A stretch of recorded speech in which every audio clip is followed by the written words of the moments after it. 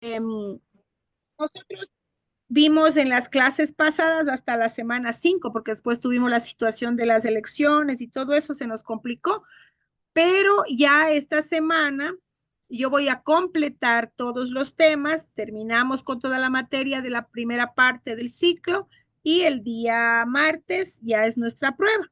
Tranquilos, sin ningún problema, en el horario que nos indiquen los profesores.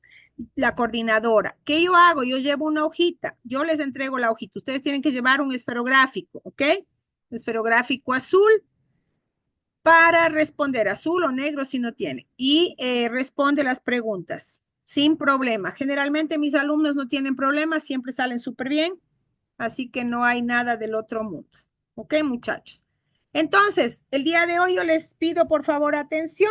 Ya les dije sobre los trabajos, ya les he indicado hasta qué día voy a recibir los trabajos. Les voy a pasar el cuestionario para que se preparen con diferentes temáticas y el día martes estaremos en la prueba, en el examen. Ahora, nosotros vamos a ver hoy para cerrar ya los contenidos, los temas relacionados con las bases psicológicas del aprendizaje y también vamos a ver las teorías del aprendizaje y su aplicación en la pedagogía. ¿Qué teorías? ¿Qué se habla? ¿Qué se dice sobre la educación y cómo eso se aplica en la práctica, conociendo la relación entre el docente y el estudiante, ¿no? Entonces, aquí cuando hablamos del estudiante en este momento, en el tiempo que vivimos, muchachos, no es como hace 300, 400 años atrás, en que el estudiante tenía que oír, aprender de memoria, tal vez, no reclamar mucho, no analizar mucho, sino lo que le decían, eso era y punto. En el tiempo en que vivimos ahora, lo que buscamos es que el estudiante sea más dueño de su propio camino al conocimiento, que el estudiante sea capaz de ser autónomo, de buscar él mismo la información, de él construir el conocimiento, que sea motivado, quiere decir que busque saber más sobre determinados temas, busque enriquecer su mente con ideas, con temas que le van a ayudar a desarrollar su capacidad, su inteligencia, su bagaje, su maleta de conocimientos que él tiene. También debe ser un estudiante, lo que se busca es que el estudiante actual sea autorregule, se organice el mismo, así como ustedes lo hacen, muchachos. Muchos de ustedes están sin la mamá, sin el papá al lado, sin un hermano mayor, y ustedes se organizan.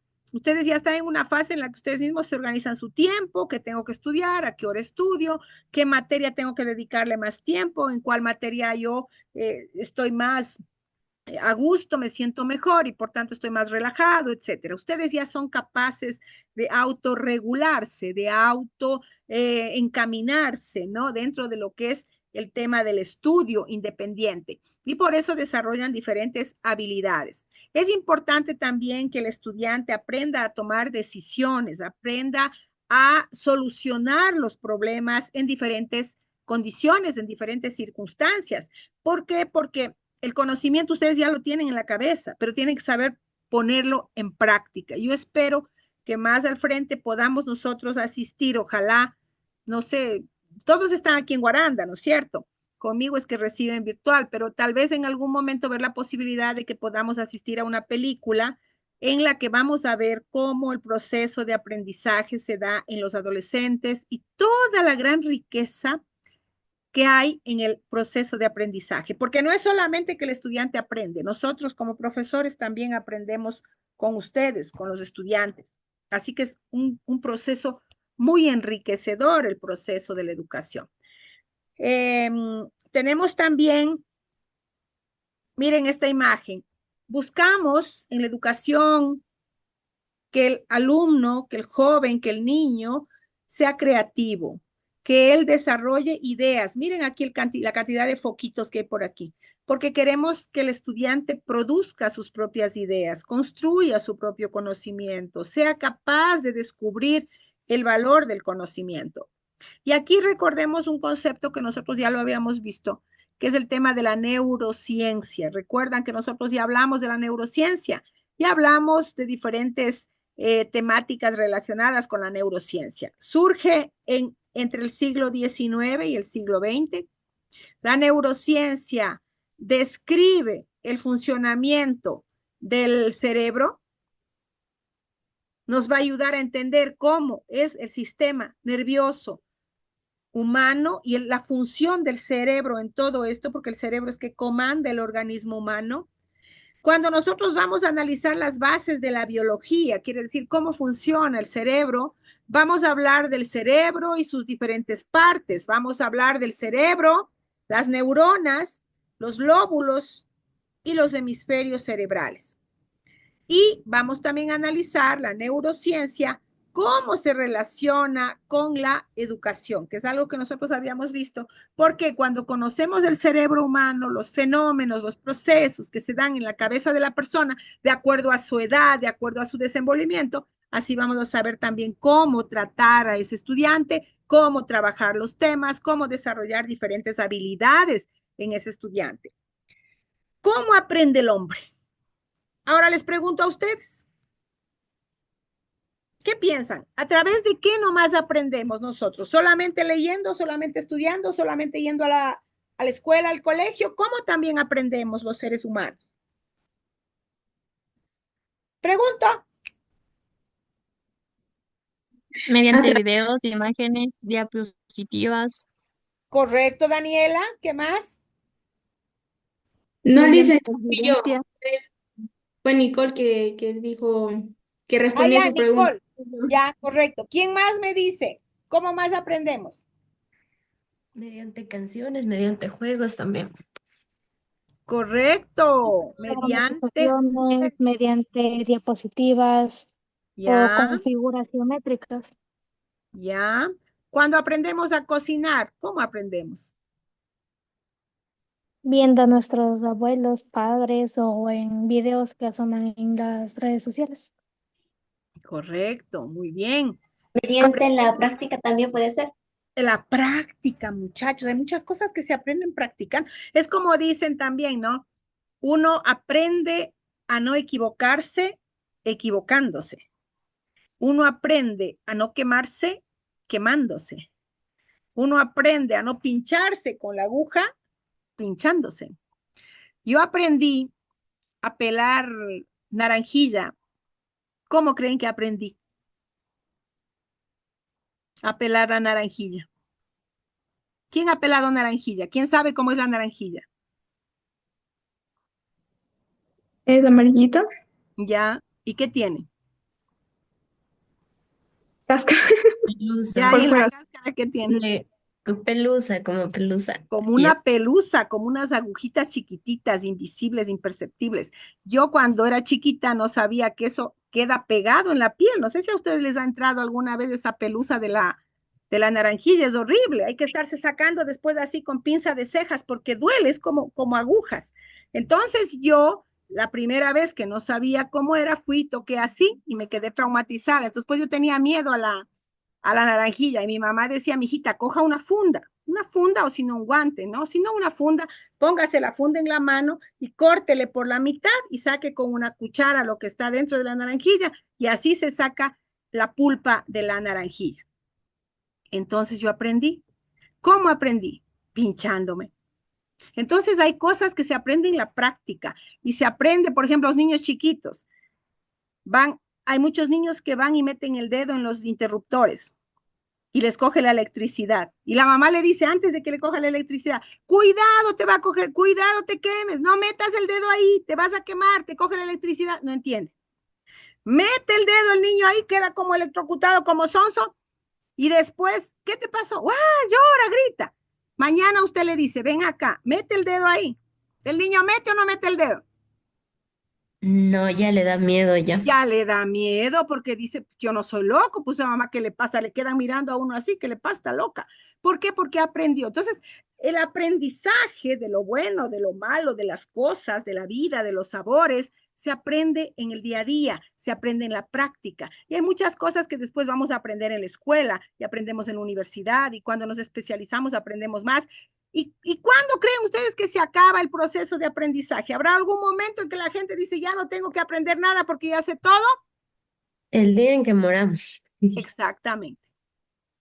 Llega el día de la muerte, aunque la persona tenga 100 años, 101 años, 91 años, 97 años, la persona se fue sabiendo mucho, pero también le faltó mucho por aprender.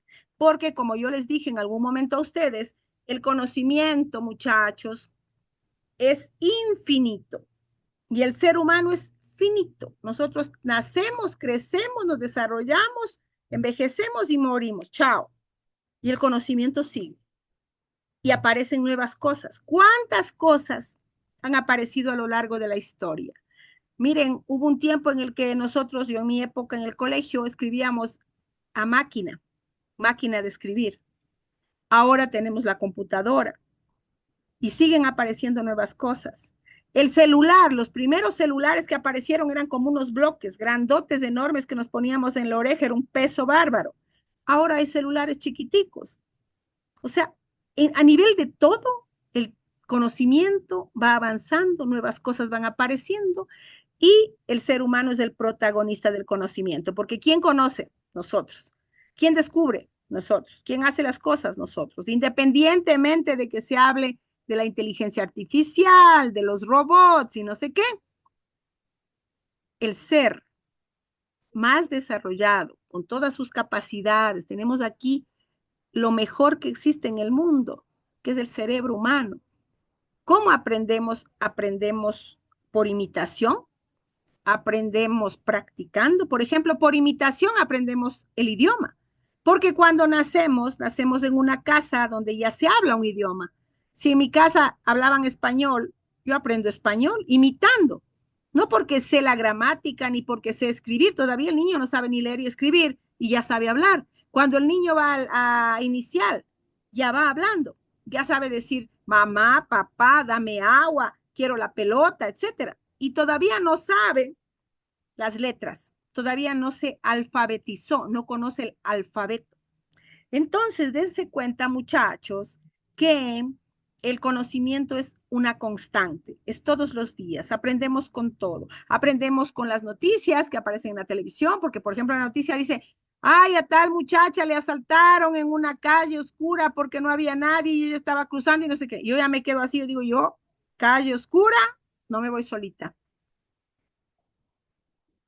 Aprendemos a protegernos, a cuidarnos, aprendemos a estar alertas, aprendemos a ayudar, aprendemos a ser solidarios. Así también podemos aprender cosas malas, ¿no? Una mala influencia o porque yo quiero simplemente, ¿no? Yo solita puedo aprender a fumar, solita puedo aprender a tomar cosas malas. O sea, se aprende de todos los días y se aprende cosas buenas y cosas malas. Lo ideal es, como nosotros tenemos nuestra cabeza, nuestra capacidad de pensar y entender y hacer la diferencia entre el bien y el mal, muchachos, lo ideal sería que decidamos por el bien y no por el mal. O sea, lo ideal sería que siempre sepamos escoger lo correcto, ¿no? Porque eso es lo que nos ayuda a nosotros, escoger lo correcto. Aquí vemos cómo nosotros aprendemos. Y aquí está la historia de la neurociencia. Y tenemos aquí, muchachos, miren, en 1596, un filósofo llamado René Descartes, eh, que es el gran pensador que dijo alguna vez, pienso, luego existo, quiere decir que si no pienso, no existo. Este gran filósofo defendió la teoría mecanicista de la función cerebral del hombre. El intelecto controla la conducta humana, o sea, la cabeza manda en mi forma de ser, en mi forma de actuar. Si yo soy violento, pienso con violencia, soy todo loco, alborotado, me pongo bravo por todo, así voy a actuar. Si yo pienso que es importante ser pacífico, tranquilo, sereno, analizar las cosas antes de hacer o decir, así voy a actuar. Si yo pienso que meterme en la droga es malo porque después me voy a hacer pedazos y voy a acabar con mi vida, con mi familia, nadie me va a querer, voy a acabar por ahí botado en una esquina, no voy a drogarme. Si yo pienso el daño que hace el alcohol al organismo y que me va a acabar y al mismo tiempo puedo estar en riesgo de un montón de cosas, porque con 4 tragos encima me pueden ir violando, me pueden ir matando, me pueden ir haciendo barbaridades, yo pienso y actúo. Me voy a una fiesta, me están dando trago, tomé esto, tomé aquello, a ver, no, no gracias, o me hago la loca y no tomo, o los varones, etcétera, evito. ¿Por qué? Porque pienso antes de hacer las cosas. Y por eso es que decía este hombre, René Descartes, este que está acá abajo, 1596, decía en latín, cogito ergo sum, o también se dice cogito ergo sum. Pienso, luego existo. Pienso, luego actúo. Usar la cabeza antes de actuar. Eso es lo racional, es lo que debe funcionar en las personas. Luego tenemos en 1861, aparece aquí Broca, Paul Broca y Carl Wernicke, que son los nombres que se da a algunas partes incluso del cerebro, describe los problemas en la expresión del lenguaje, revela una lesión en el lóbulo frontal izquierdo, que cuando es dañada esa parte, tenemos problema en la articulación de los sonidos. O sea, hay personas a veces que se dan un golpe en la cabeza y dice, ya no habla. Pero ¿cómo si no tiene problema en la garganta? El problema es en el cerebro. Se dio un golpe en aquella parte o se afectó aquella parte donde se produce el lenguaje. En 1874, Ramón y Cajal describe el deterioro de la comprensión del lenguaje, la lesión localizada en el lóbulo temporal izquierdo, en esta zona, temporal. Aquí son los temporales. Hacia 1890 formuló también la doctrina neuronal, el descubrimiento de la sinapsis. La sinapsis es la unión de las neuronas. Nuestro cerebro está formado por neuronas, son las células de acá del cerebro. Así como en la piel tenemos las células de la piel, en la boca tenemos las papilas gustativas, tenemos diferentes tipos de células de acuerdo a dónde están las células. En el cerebro tenemos las células que se llaman neuronas. Y las neuronas se conectan, muchachos, por una especie de redes neuronales, o sea, se unen y así van pasando la información, se conectan todos como un gran laboratorio. Y a eso se le llama la sinapsis, ¿no? Ganó el premio Nobel por el estudio de la estructura del sistema nervioso, de cómo el sistema nervioso funciona. En el siglo XX se habla ya de neurología, la ciencia que estudia los nervios, la neuropsicología, la relación entre el sistema nervioso y la psiquis, el pensamiento, la neuroanatomía, la forma que tiene el sistema nervioso, las diferentes células, las estructuras, la columna vertebral y todo lo que tiene que ver con los nervios que llegan hasta las puntas de nuestros dedos, etcétera.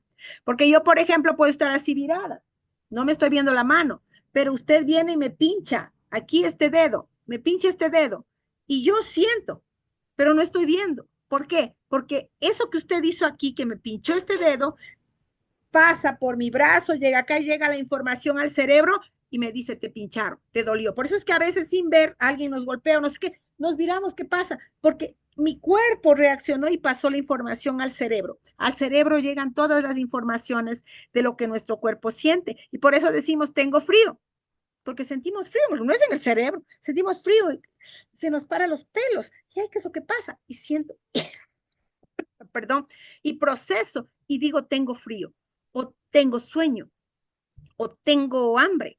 Todo se procesa en nuestro cerebro, muchachos. Permiso un ratito, por favor. ¿Aló?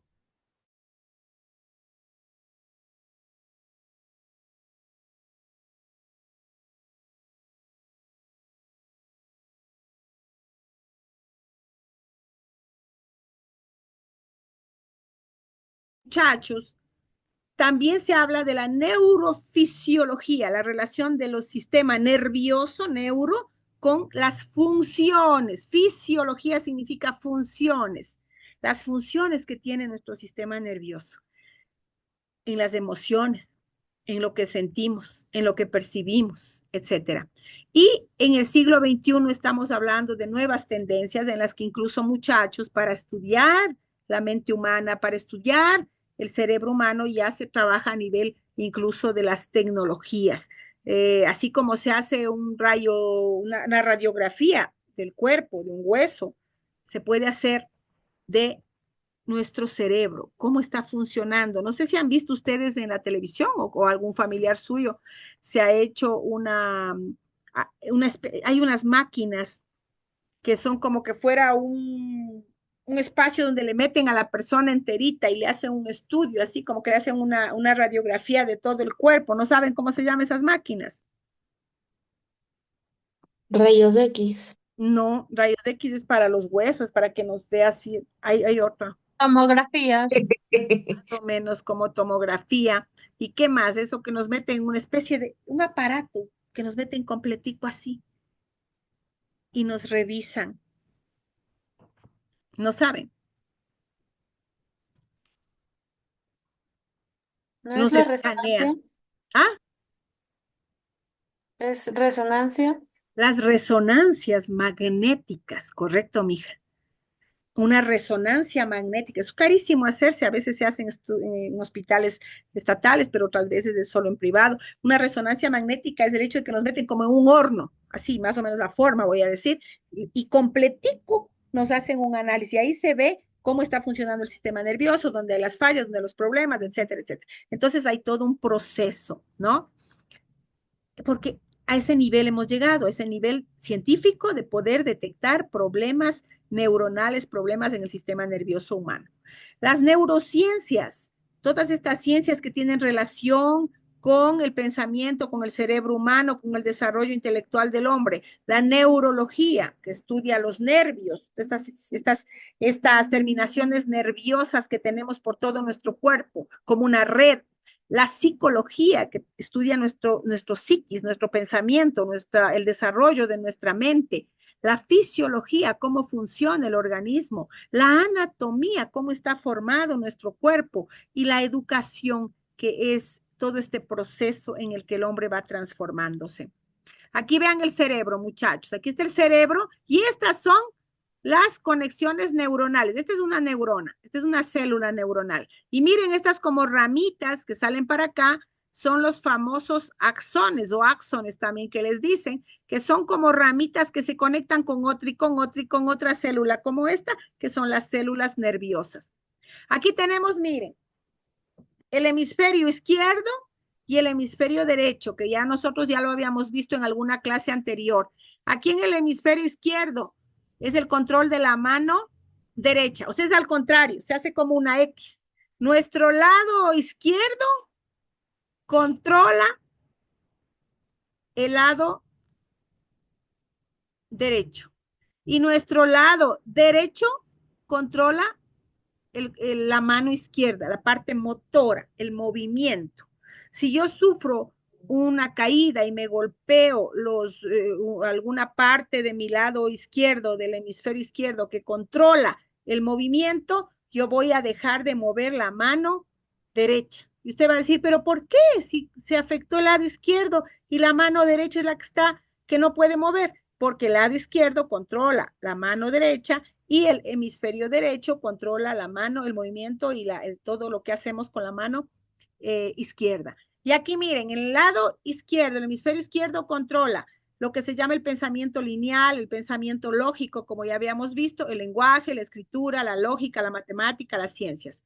El hemisferio derecho, recordarán ustedes, muchachos, que controla toda esta parte creativa, la música, el arte, la fantasía, el genio, la percepción, la expresión de las emociones, etcétera. Y se habla del pensamiento holístico. Pensamiento holístico significa un pensamiento total, amplio, pensar en todo tipo de temáticas, ¿no? Tanto cosas reales como también cosas imaginarias, sueños, fantasías, etcétera. Y este hemisferio derecho controla la mano izquierda. O sea, es como una X que se forma y del lado derecho controlo el izquierdo, del lado izquierdo controlo el lado derecho. Aquí tenemos la especialización de los hemisferios, el izquierdo y el derecho. Como yo les digo, el izquierdo, razonamiento, lenguaje hablado, escrito, habilidad científica, numérica, el control de la mano derecha. El hemisferio derecho controla la mano izquierda, percepción tridimensional, o sea, entendemos el mundo con todas sus potencialidades, el sentido musical, el sentido artístico, la imaginación, la intuición, los sueños, el plano onírico, que se dice, los sueños, etcétera. Aquí tenemos los lóbulos. Estos son los diferentes lóbulos del cerebro. Aquí tenemos el lóbulo frontal, este que está acá al frente, este amarillo, encargado de la planificación, capacidades del pensamiento, decisiones, la abstracción, o sea, el hecho de pensar, y la expresión lingüística. Aquí está lo que se conoce como el área de Broca. Aquí tenemos este de acá, el lóbulo parietal, atrás del frontal. Y aquí tenemos el que se encarga de la parte motora, del movimiento, de lo sensorial, los sentidos, ver, oír, percibir, saborear, etcétera. Temperatura y dolor, controla todo eso. Funciones relacionadas con el movimiento, la orientación y el cálculo. Acá tenemos en esta parte el lóbulo occipital, ubicado en la parte posterior del cerebro, encargado de la percepción visual e interpretación de las cosas, entender lo que está pasando a mi alrededor. El lóbulo temporal, ubicado cerca de los oídos, aquí encima, encargado de la memoria, la audición, el aprendizaje y la comprensión del lenguaje. Estos son los lóbulos que existen en nuestro cerebro. ¿Dónde se localiza la parte relacionada con la memoria? En el hipocampo. Este es el hipocampo, muchachos. Aquí está. El hipocampo es el responsable de la formación y consolidación de la memoria. Aquí, en esta parte. ¿Ok? Espérense un momentico, por favor.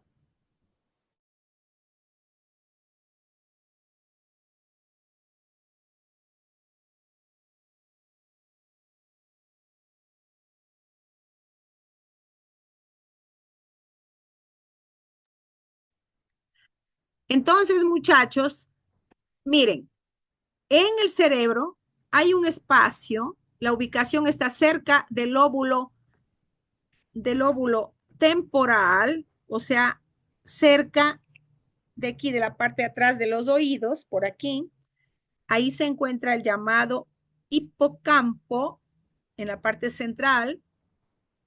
Y mire, aquí se controla el tema de la memoria. ¿Y cómo se va formando la memoria? Se va formando a lo largo del tiempo. Porque, por ejemplo, cuando yo le digo, usted se acuerda del primer grado, se acuerda del jardín, se acuerda de primer año de colegio, se acuerda de tercero de bachillerato. ¿Qué está haciendo usted? ¿Va para el frente o va para atrás?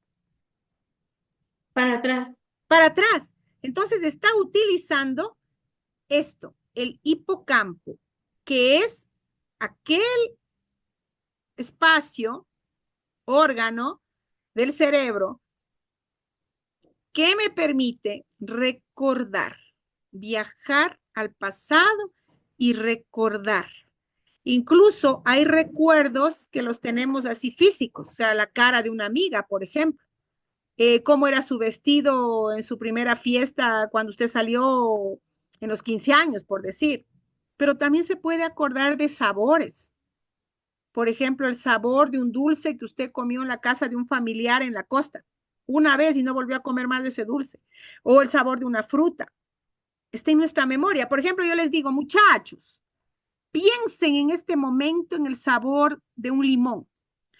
Yo cojo el limón, corto el limón por la mitad, cojo esa parte del limón y me exprimo en la boca el jugo de un limón entero. ¿Alguien sintió que en la boca se le hizo un poquito más de agua? ¿O no? Sí, con los mangos, Liz. Ya mire, un mango dulce.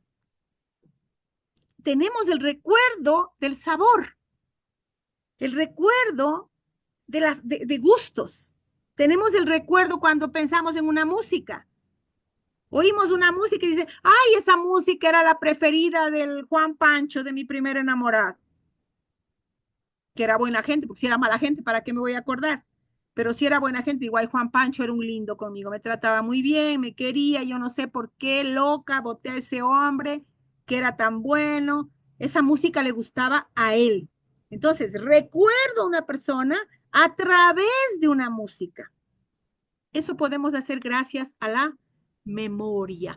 Cuando estamos en el colegio, que nos dicen que aprendamos un poema, que nos aprendamos un montón de versos, un montón de cosas. Muchachos, la memoria, está funcionando la memoria. Entonces, miren ustedes la importancia que tiene, muchachos, conocer y saber cómo funciona nuestro cerebro, cómo trabaja nuestro cerebro, ¿ok? Entonces, déjenme solamente aquí una cosa que...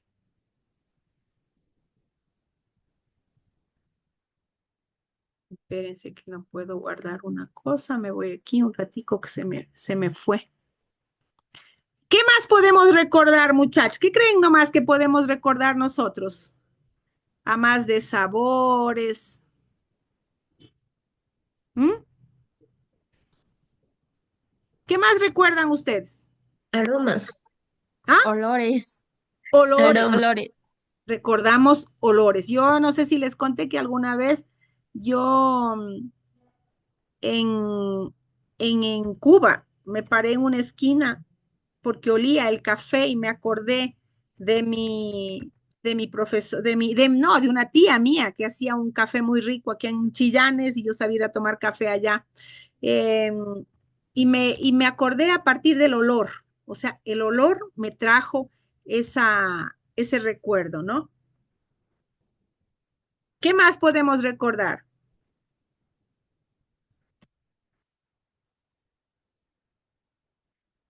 Muchachos.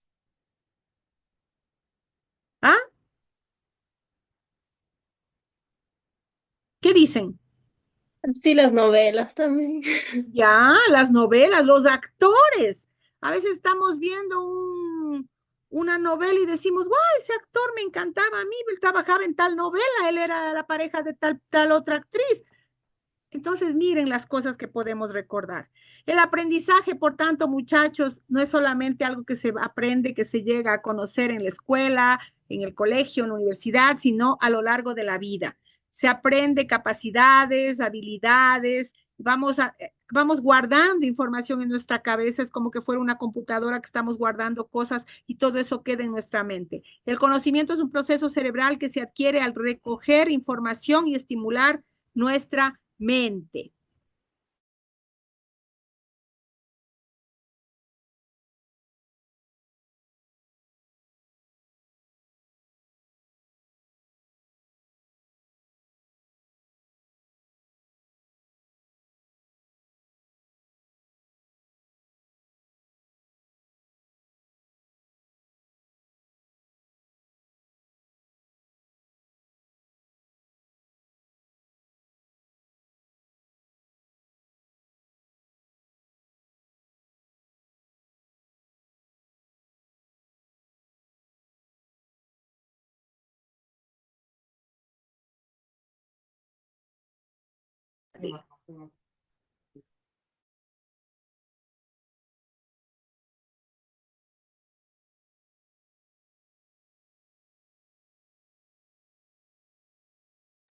Disculpen, muchachos, un momentito ahí.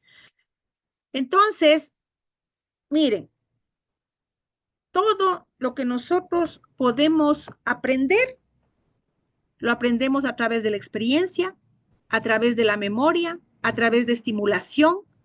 O sea, la gente nos enseña cosas. Aprendemos a bailar porque vemos a la gente bailar.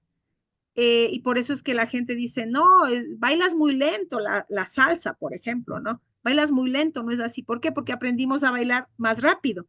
Pero si bailo un tango, si a alguien de ustedes le gusta y va a una academia y aprende tango, sabe que es diferente, una bachata es diferente, una cumbia es diferente, Y así diferentes formas de bailar. ¿Cómo aprendo? Por imitación y porque ya es parte de un consenso social. O sea, un espacio determinado, se aprenden las cosas viendo, saboreando, experimentando, leyendo.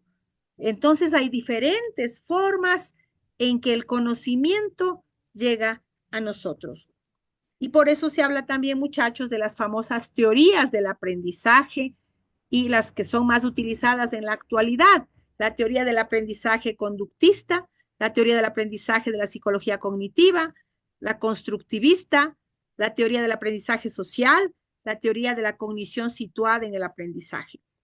Y aquí vemos estas teorías. La teoría conductista se logra cuando se demuestra o se exhibe una respuesta apropiada después de la presentación de un estímulo ambiental específico. O sea, aprendo de acuerdo a las conductas que estoy viendo. Imito aquello que está pasando a mi alrededor. Aprendo y mi conducta va a ser una imitación de algo. Ese aprendizaje es porque veo e imito. La psicología cognitiva es el aprendizaje cuando es entendido como la adquisición de conocimientos, donde nuestro cerebro, a través de diferentes formas, va aprendiendo, va almacenando conocimiento y se queda en nuestra memoria. El constructivismo, el propio individuo va construyendo su conocimiento, va asimilando y es protagonista. Él va creando sus conocimientos, él mismo aprendiendo también de la sociedad, del espacio donde vive. El constructivismo social, el aprendizaje lo construye el sujeto interactuando con las otras personas. Por eso se llama constructivismo social. Aprendemos, interactuamos y aprendemos con el medio, voy construyendo mi conocimiento, pero en contacto con las demás personas. El aprendizaje experimental es cuando aprendemos realizando experiencias. O sea, aprendemos a escribir cogiendo el esfero, cogiendo el lápiz y haciendo una por una las letras, así como es como aprenden los niños chiquitos a escribir. El conectivismo, teoría de aprendizaje para la era digital. El conocimiento reside en el ser humano y fuera de él, por lo que el aprendizaje es un proceso de conexión entre diversas fuentes de información. No solamente lo que yo tengo en la cabeza, no solamente por imitación, no solamente porque aprendo con la gente, sino también ya estamos aprendiendo, vinculándonos a todo este mundo digital, a este mundo de tantas cosas que estamos aprendiendo, que están apareciendo en la vida del hombre actual, que no tenía que ver con el aprendizaje del siglo XV, ni del siglo XVI, ni del siglo XVIII. Vivimos en una época digital donde el conocimiento nos llega también a través de la información que nosotros mismos hemos conseguido procesar, porque ¿quién hizo las máquinas? Nosotros. ¿Quién hizo las computadoras? Nosotros. ¿Quién crea, quién genera conocimiento? Nosotros, a través de esta vinculación con el mundo digital. ¿Alguna pregunta, muchachos, por favor? De mi parte no, Lisa, todo queda entendido. Como también ya habíamos hecho el deber de esto, pero sí está, es muy interesante el tema. Ya, correcto, muchísimas gracias. Entonces, muchachos, les voy a pasar una información, un video para que ustedes lo vayan revisando aquí. Déjenme dejar de compartir y vamos a observar. Entre tanto, quiero que vayan también pensando en base al trabajo que ustedes van a hacer. El último trabajo es el último trabajo.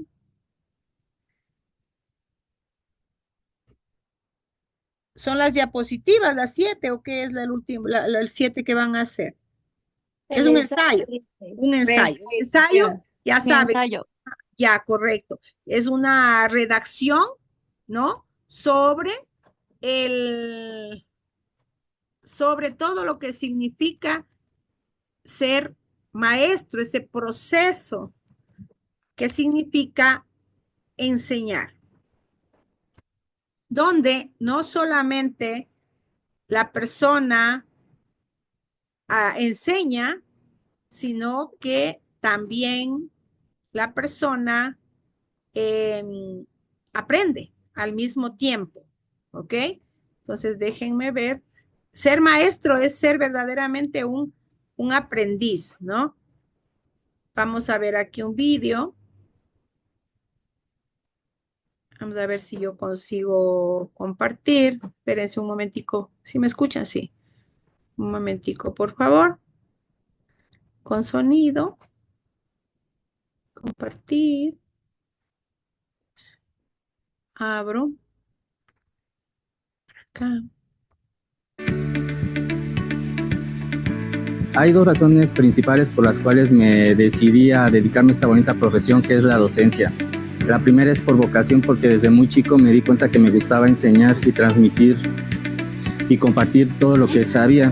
Este interés o gusto por la docencia se la debo en gran parte a mis padres, ya que mi mamá fue profesora de biología en secundaria durante 11 años y mi papá ha sido profesor durante 40 años.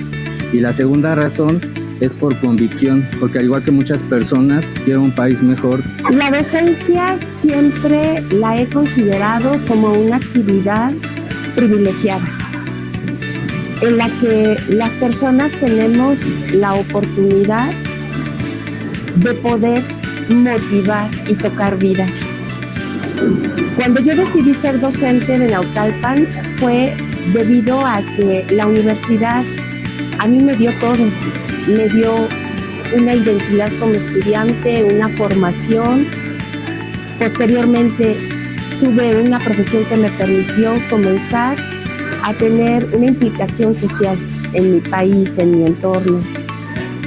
Y una de las ideas que yo tenía de manera muy concreta y muy clara era poder regresar algún día a regresarle a la UNAM en sus aulas algo de lo que me había dado a mí. Siempre he dicho que la docencia es también un acto de amor. Recuerdo, que fue muy complicada, sí lo debo de confesar, porque recibí a un niño, era débil visual, le llaman ahora, y él tenía que venir acompañado siempre de su mamá o de su tía o de su hermana, porque pues entonces para mí fue muy complicado porque mi materia, mi asignatura es experimental. Entonces las prácticas, o sea, sí fue un reto, pero al final igual que el chico me dijera, aprendí, me gustó mucho, la disfruté, sobre todo eso, que me dijo, disfruté su materia. Nunca me imaginé estar en esta área de la docencia, pero sin en cambio me ha generado muchísima satisfacción. Muchas satisfacciones el hecho de tener la intención y tener el gusto por trabajar con jóvenes. Más que enseñar, yo creo que no es nuestra función enseñar, sino orientar, llevar a los muchachos a abrir su panorama, su pensamiento hacia las ciencias. Es muy gratificante que ellos mismos te busquen en semestres posteriores por algún consejo, se acerquen a ti porque te tienen confianza, porque los escuchas, porque te agradecen de verdad por estar ahí para ellos. Y es por eso que decidí, es que me gusta estar aquí.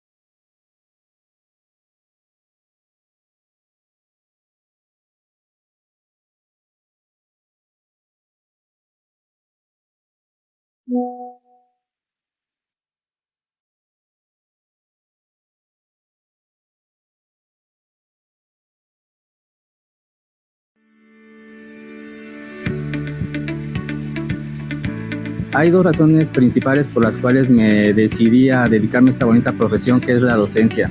La primera es por vocación, porque desde muy chico me di cuenta que me gustaba enseñar y transmitir y compartir todo lo que sabía. Este interés o gusto por la docencia se la debo en gran parte a mis padres, ya que mi mamá fue profesora de biología en secundaria durante 11 años y mi papá ha sido profesor durante 40 años. Y la segunda razón es por convicción, porque al igual que muchas personas, quiero un país mejor. La docencia siempre la he considerado como una actividad privilegiada, en la que las personas tenemos la oportunidad de poder motivar y tocar vidas. Cuando yo decidí ser docente de Naucalpan fue debido a que la universidad a mí me dio todo. Me dio una identidad como estudiante, una formación.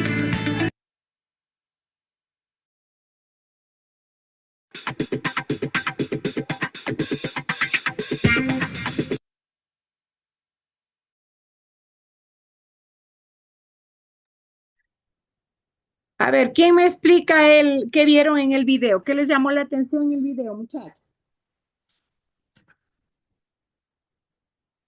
Escucho. ¿Sí me escuchan, muchachos? Sí. Ya, ¿qué les llamó la atención? ¿Qué idea? ¿Qué frase? Está conversando la experiencia que tienen dentro de la educación. Ya, correcto. ¿Con qué sentimientos se identifican los maestros? Estos que les escucharon. Podría ser el de felicidad cuando escuchan que a algún estudiante le gustó su clase. Correcto, muy bien, felicidad. ¿Qué más dicen ellos?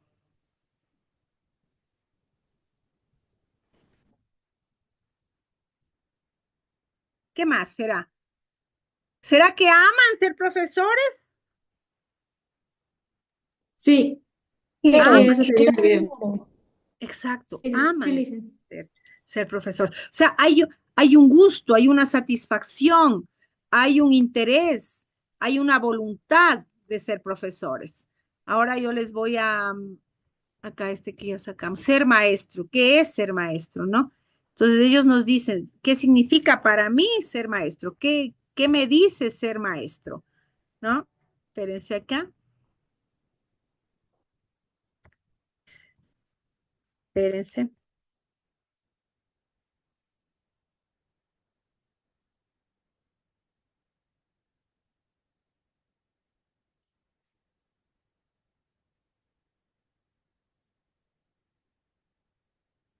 Vamos a ver. Espérense un ratico. Se me va este. Atención, igual, ¿ok? Por favor. Con sonido. Vamos a ver, les voy a preguntar, ¿ok? Audio Jungle.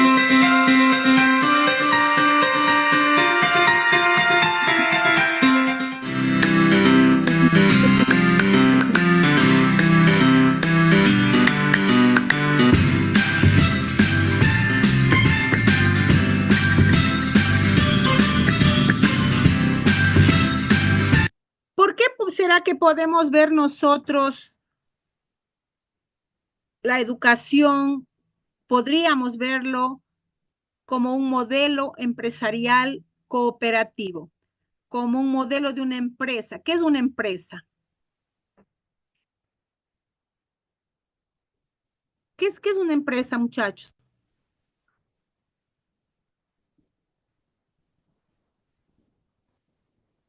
¿Qué es una empresa? Cuando hablamos nosotros de educación y la vemos como una empresa. ¿Qué piensan ustedes? Dicen, ¿puede repetir otra vez, por favor? Es ¿Por qué, que, bueno, ahorita yo... ¿Por qué podemos ver a la educación, el proceso de educación como una empresa? Porque en una empresa trabajan muchas personas y también en la educación. Ya. La educación corporativa, un proyecto donde todos unimos esfuerzos para capacitar, para trabajar, para crear un conjunto de fortalezas y poder hacer con que los colaboradores, los trabajadores, los docentes, a más de amar su trabajo, a más de sentir esa voluntad, esa vocación, también vean en la educación un proyecto corporativo, un trabajo de unión de voluntades. Y por eso muchas ocasiones también debemos ver a la educación en general como capacitación, formación, enseñanza, transmisión de conocimientos, fortalecimiento de emociones, etcétera, pero al mismo tiempo también como empresas educativas. O sea, debemos pensar también que muchos de ustedes, muchachos, pueden crear su propia empresa educativa, pueden crear, fundar su propio colegio, su propia escuela, su propia universidad, su propio instituto. O sea, también a la par de ser docentes, pueden desarrollar su espíritu emprendedor, de empresario. ¿Por qué? Porque una empresa educativa son organizaciones que pueden pertenecer tanto al sector público, o sea, al Estado, como al sector privado y tienen por finalidad y objetivo primordial brindar servicios educativos y académicos tanto a la población estudiantil como al profesorado, como a los docentes en general. Entonces, yo, ¿por qué les hago esta pregunta? Porque ustedes se están formando en el área de la educación, se están formando en un área, muchachos, en la que hay trabajo, porque hay profesiones en las que no hay trabajo. Pero ustedes en esta profesión sí tienen posibilidades de trabajar. Y no solamente en el plano estatal, dependiendo del gobierno, del Ministerio de Educación, sino también pueden desarrollar habilidades en el plano privado. Y por eso yo les pasaba ese video sobre lo que nos dicen esos docentes, sus emociones, sus sentimientos, qué significa ser docente. Y vamos a ver acá lo que nos dice la otra visión, ¿no?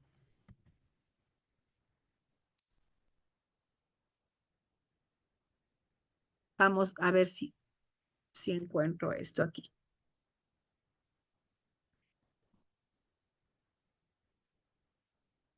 Déjenme ver.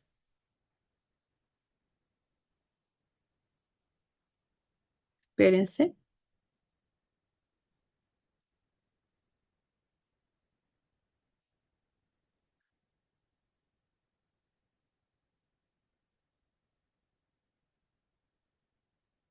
Vamos a ver.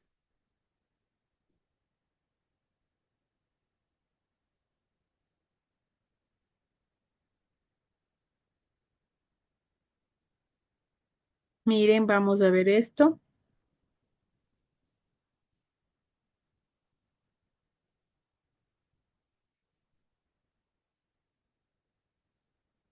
Espérense un ratico.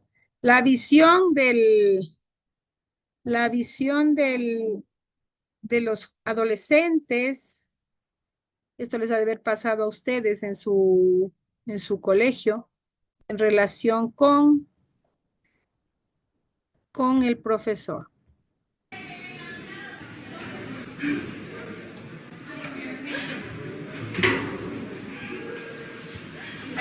Y no sé dónde estás, estoy buscando respuestas, cuando fue la última vez. ¿Listo? Pero un aplauso para la teacher. Bien. ¿Qué pasa aquí? ¿Qué característica le ven ustedes a esta profesora? ¿Qué pueden decir si así entra su profesora a su sala, a su clase? ¿Qué cualidad le ven a esta profesora? Es amigable. Ya, exacto. ¿Qué más? Carismática. Ya, Que correcto. tiene una Alegre. actitud contagiosa. Ya, Buena correcto. actitud. Ya, actitud. Muy buena actitud. Entonces, cuando yo les pregunto a ustedes sobre esto, el profesor tiene que tener conocimiento, sí. El profesor tiene que ser preparado, sí. El profesor tiene que ser una persona que domine el área, que sepa llegar, que sepa comunicar, que sepa transmitir el conocimiento. Pero el profesor también tiene que tener cualidades humanas, cualidades como ser social. ¿Y qué cualidades creen ustedes que a más de tener como profesional el profesor, debe tener como ser humano? Dígame. Empatía. Comprensión, empatía. Correcto. ¿Qué más?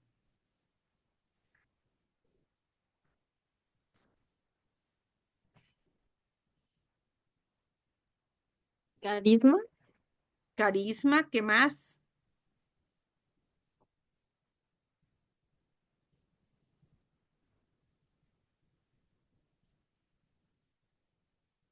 ¿Qué más creen ustedes, muchachos?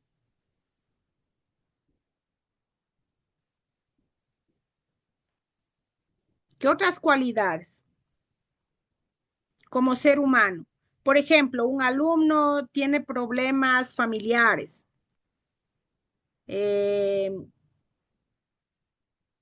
Y le dice al profesor, mire, tengo problemas familiares y no puedo hacer el examen, me siento, no, usted tiene que hacer el examen, tiene que venir, no, pero profesor, que esto, no, ¿qué pasa con ese profesor que se niega a entender un problema humano de su alumno?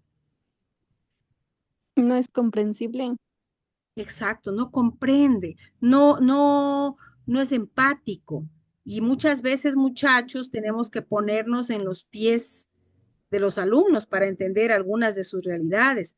Eso es algo que no puede faltar en un profesor, en un docente.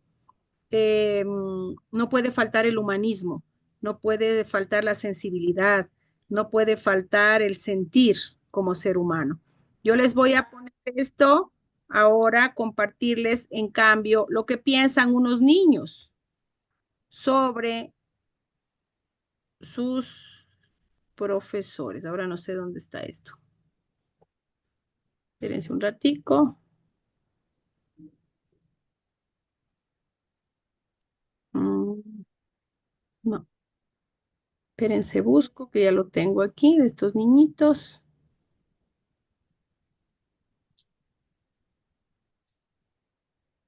Ok, ahora sí. Vamos a ver si puedo compartir con ustedes.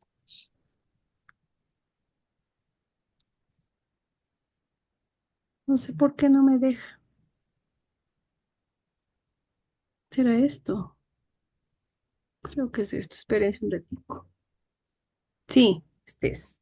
Vamos a ver qué pasa aquí. ¿Ok?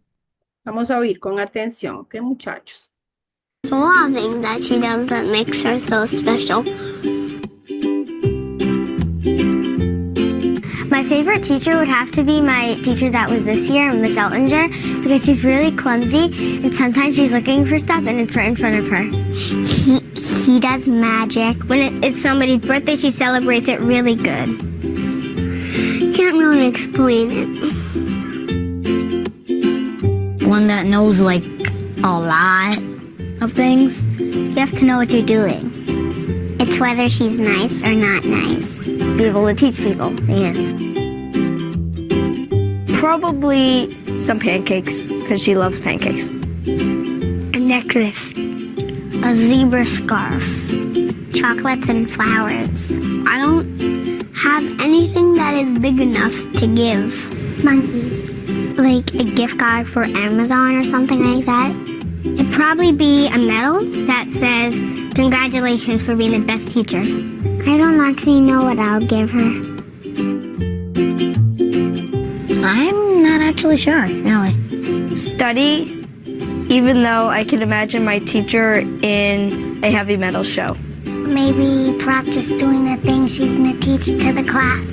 Really, they have a lot to do because they're also moms and dads. So. I've never been to my teacher's house, so I don't actually know. Sometimes on the weekend, she goes on trips, and she stays at home. She takes care of her kids. She does lots of stuff. You're the best teacher in the world. I would say thank you. I love you. I love you. I love you. You're funny. Thank you for all the education. ¿Se dan cuenta cómo piensan los niños? ¿Sí? Muchachos. Sí, sí, Licen. Y ellos, muchos de los niños, cuando es en la época de primaria, los niños muchas veces hacen muchas cosas por influencia más de la profesora que de los propios padres.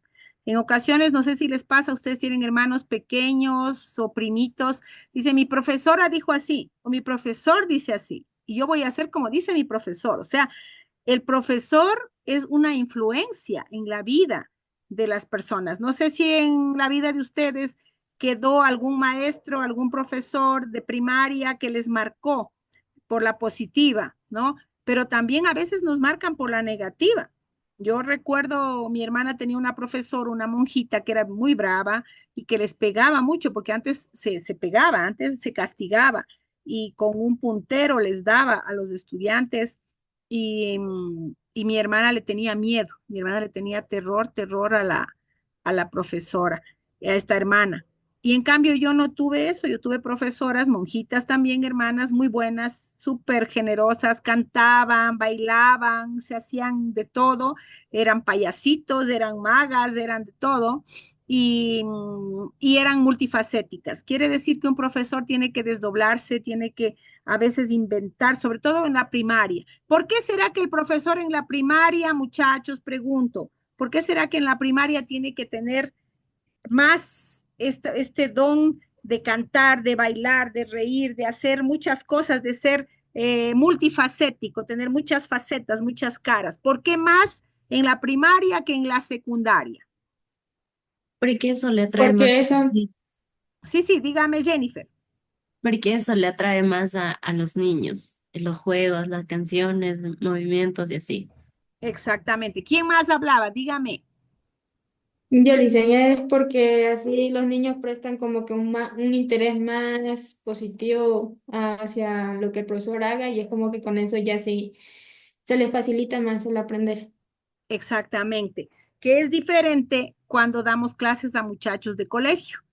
En el colegio ya están más grandecitos, ya un profesor no va a bailar, no va a cantar, no va a pararse de cabeza en la sala porque los muchachos van a decir qué le pasa, ¿no? Ya están el nivel mental, la psiquis, el pensamiento de ese niño de 12, 13 años que ya está entrando a la adolescencia, ya es diferente del chiquito.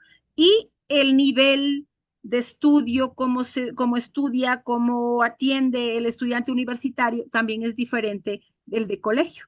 Ya el universitario va a cosas más concretas, más específicas, ya entiende el lenguaje, el mensaje, el texto con mucha más facilidad, tiene un poder de abstracción, de pensar, de reflexionar más abierto.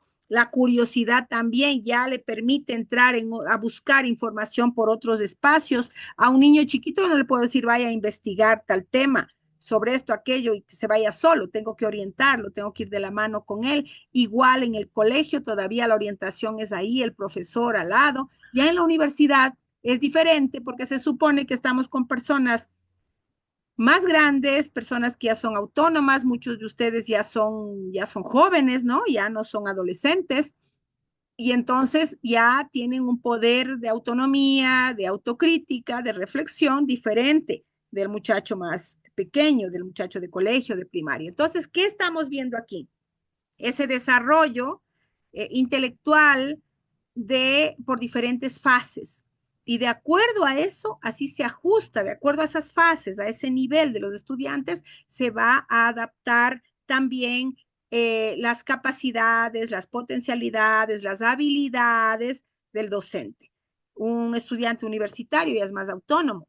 Ya no tengo que ir yo con él a buscar información, sino que yo le oriento, le digo en tal libro o investiguen sobre tal tema.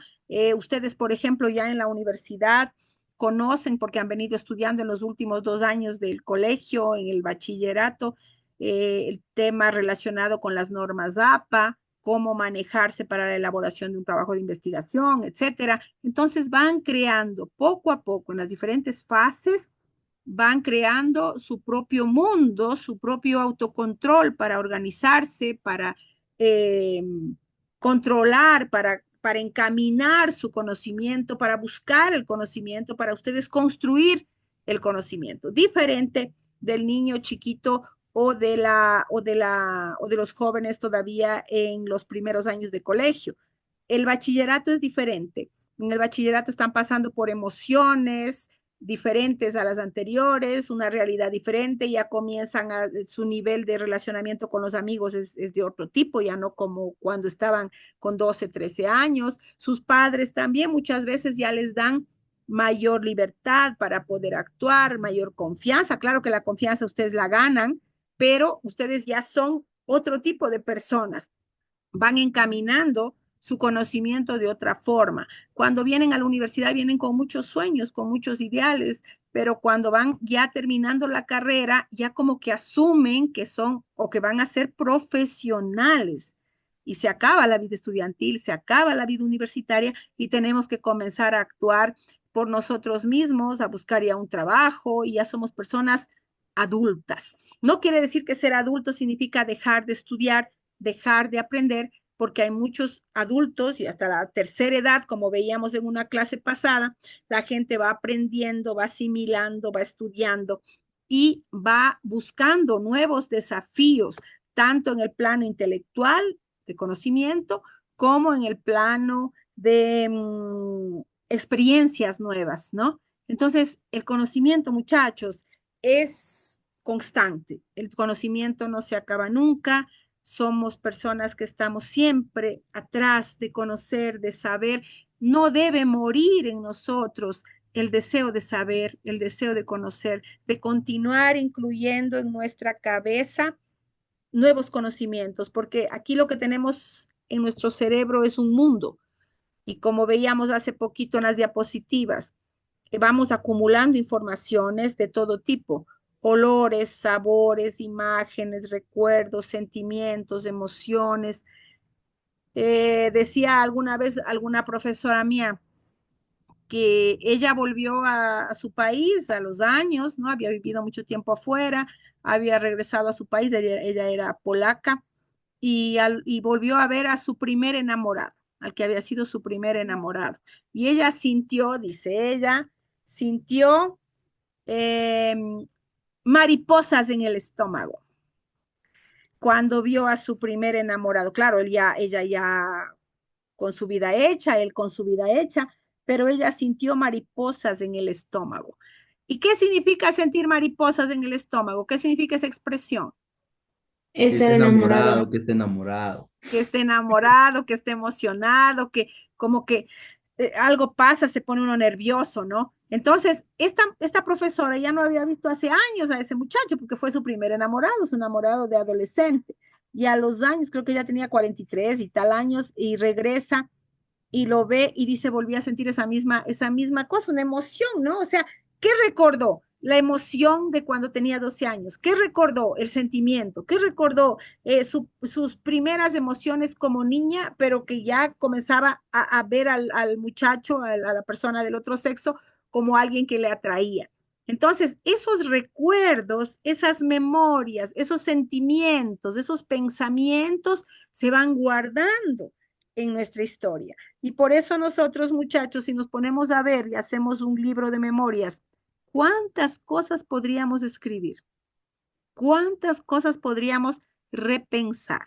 ¿Cuántas cosas volverían a nuestra cabeza, ¿no? De cuántas cosas nos sentiríamos orgullosos y contentos y de cuántas cosas tal vez nos sentiríamos hasta avergonzados de algo que hicimos o nos sentiríamos tal vez arrepentidos de algo que hicimos, porque nuestra cabeza es un mundo, nuestro cerebro es una máquina, la más perfecta máquina que existe. Por eso cuando se habla de máquinas, de robots, de inteligencia artificial, yo siempre digo, está muy por debajo de lo que es nuestro cerebro, de lo que es nuestra capacidad de conocer, de aprender, de guardar información. ¿Quién me dice un ejemplo de algo que guardó en su mente y que nunca se borró?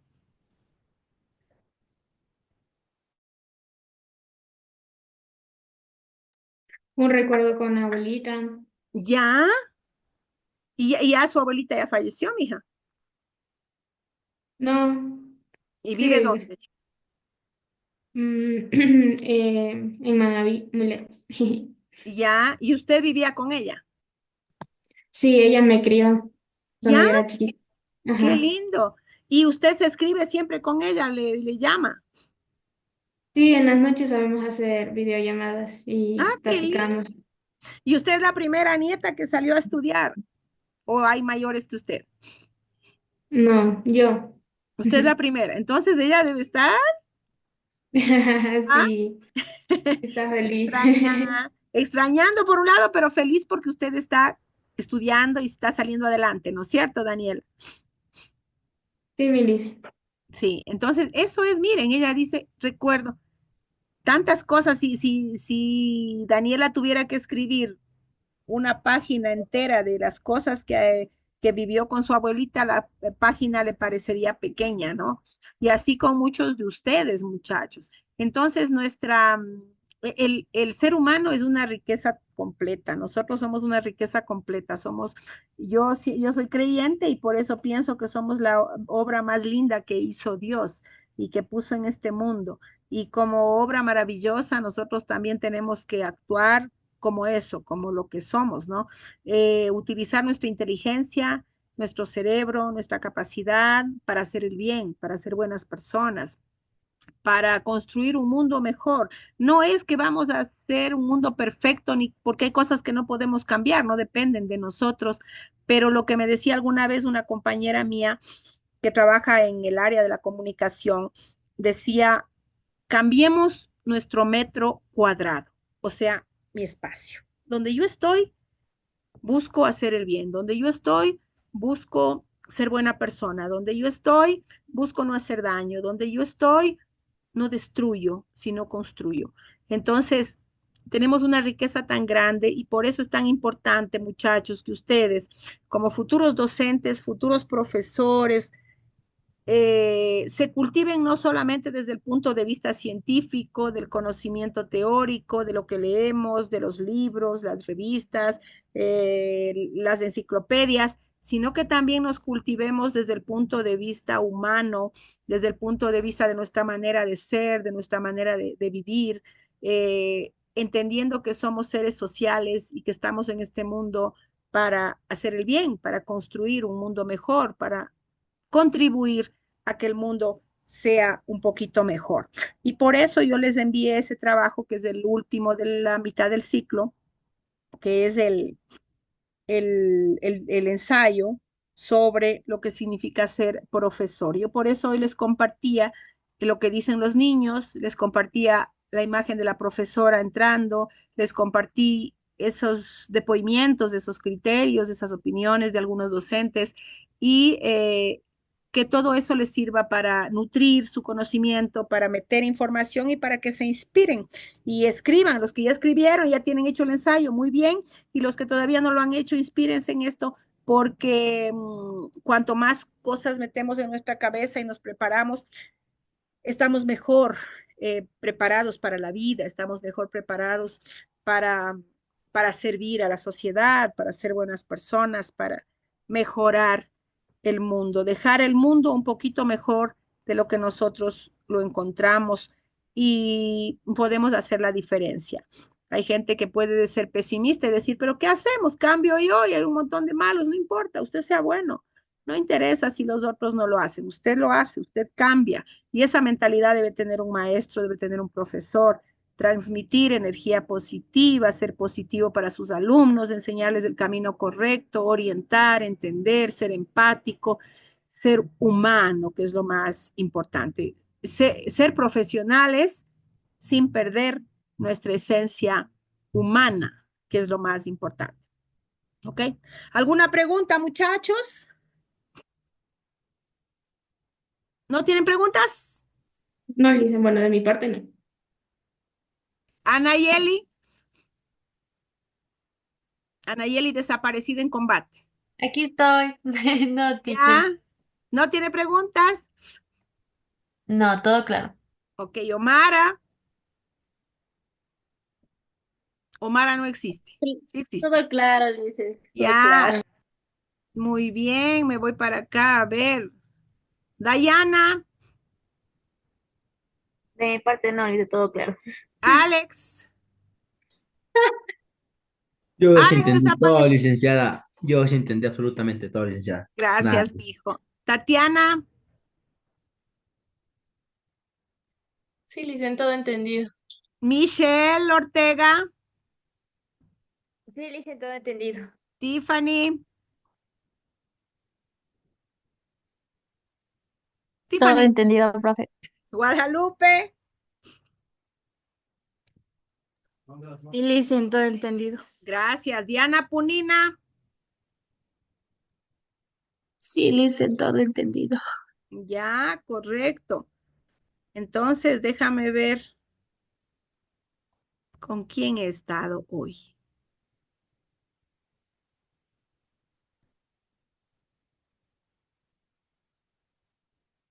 ¿Dónde están ustedes? ¿Aquí? A ver, muchachos, voy a ver con quién he estado conversando en esta clase, la última de la primera parte del ciclo. Gloria Estefanía, ¿está? Sí, Licen. Janice Ariana. ¿Existe o no existe Janice Ariana?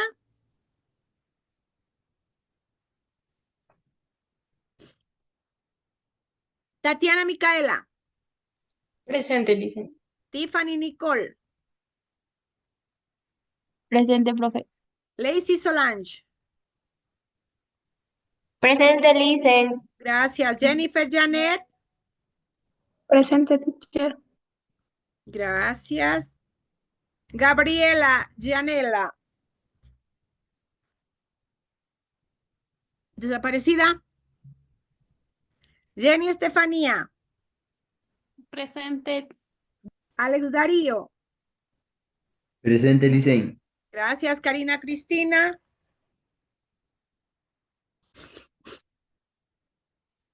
Scarlett Leonela. Presente, Licen. Gracias, Guadalupe Esmeralda. Doménica Dayana. Presente, Lice. Gracias, Anayeli Dayana. Presente. Gracias, Viviana Alexandra. Melanie Marietta. Presente, profe. Gracias, Daisy Michelle. Presente, profe. Daniela Yamilet. Presente, Licen. Gracias, Omara Maite. Presente, Licen. Gracias. Diana Zenaida. Presente, Licen. Melanie Anaí. Presente, Licen. Gracias. Dayana Ofelia. Presente, Lice.